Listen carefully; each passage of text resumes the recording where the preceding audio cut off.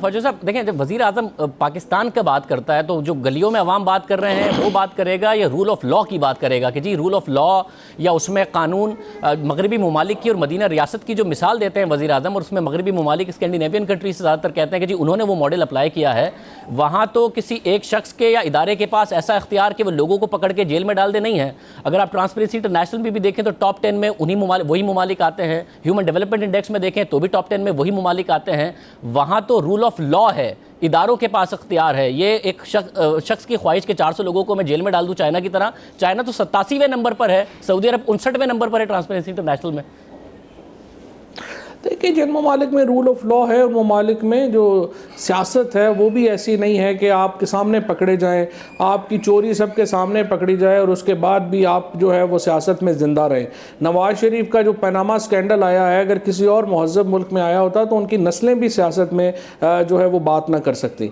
तो हर मुल्क के एक अपना एक कल्चर है, एक मुल्क का अपना मामलात है। और हमारे यकीनी तौर के ऊपर दूसरा प्राइम मिनिस्टर साहब को बिल्कुल आम आदमी की बात करनी चाहिए। उनको रूल ऑफ लॉ जो है, आप क्या समझते हैं कि ये रूल ऑफ लॉ नहीं है कि जिन्होंने पैसे लूटे हैं उनसे रिकवरी? मगर क्या किसी महज़ब मुल्क में फौजी साहब, ये तो वो लोग हैं ना जो गिरफ्तार हैं, क्या किसी महज़ब मुल्क में एक ऐसी मिसाल मिलेगी? क्योंकि वो चाइना में मिसाल दे रहे हैं कि मिनिस्ट्रियल लेवल के आपने 400 लोग डाल दिए।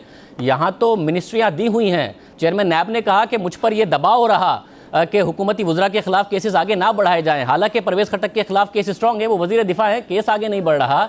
तो यहाँ तो मिसाल उल्टी है। उन्होंने सबसे बड़ा डाकू कहा था पंजाब का परवेज़ इलाही को, वो स्पीकर पंजाब असेंबली हैं, और कहा था कि इस बुनियाद पर मैंने मुशर्रफ को छोड़ा था कि उन्होंने एहतसाब का वादा किया और उन्हीं लोगों को हुकूमत में डाल दिया, और खान साहब ने खुद भी हुकूमत में डाल दिया।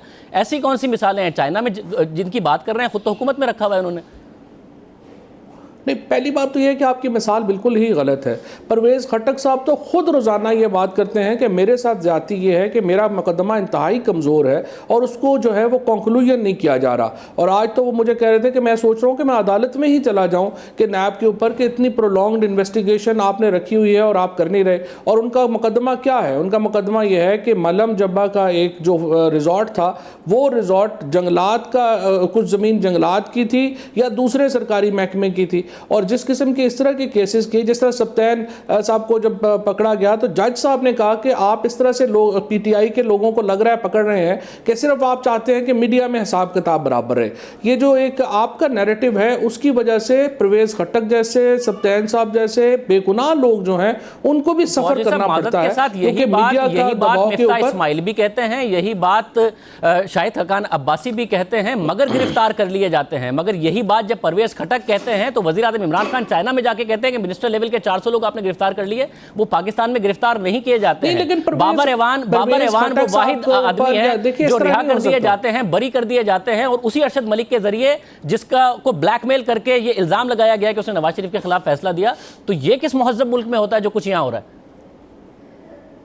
नहीं, लेकिन सवाल ये पैदा होता है कि बाबर अवान तो वज़ीर थे, उन्होंने तो इस्तीफ़ा दिया अपना केस लड़ने के लिए। जो बाकी जो केस है, जिस तरह परवेज़ खट्टक की आप बात कर रहे हैं, तो परवेज़ खट्टक के ऊपर केस के मेरिट्स तो देखिए, क्या उसके ऊपर वो केस जो है वो खड़ा भी हो सकता है? चेयरमैन नैब कह रहे हैं, चेयरमैन नैब ने तो इंटरव्यू में कहा कि मेरे ऊपर मिनिस्टर साहब के ऊपर दबाव है। चेयरमैन नैब का इंटरव्यू में दोबारा भी आवाम के सामने रख दूंगा। उन्होंने तो बाकायदा तौर पर अपनी मुलाकात के उसमें कहा उन्होंने कि दबाव है। फिरदौस आशिक एवान के हवाले से कहा दबाव है। उन्होंने कहा कि बड़ा सॉलिड प्रूफ है परवेज़ खट्टक के खिलाफ, मुझे उनकी सेहत की फिक्र है। नहीं, परवेज़ खट्टक साहब के ऊपर जो केस है उसके ऊपर कोई आपको उनके बयान के ऊपर जाने की ज़रूरत नहीं है। आप खुद मेरिट्स देखिए, मंगवाइए और उस केस के मेरिट्स देख लीजिए और देख लीजिए कि उसमें परवेज़ खट्टक साहब का क्या कसूर है। यहाँ तो प्राइम मिनिस्टर साहब के ऊपर एक नैब ने केस बनाया हुआ है कि उन्होंने 20 घंटे हेलीकॉप्टर खैबर पख्तूनख्वा की हुकूमत का इस्तेमाल किया। अपने जो खैबर पख्तूनख्वा के प्रोजेक्ट्स थे उनके इफ्तिताह के लिए इमरान खान ने हेलीकॉप्टर इस्तेमाल किया।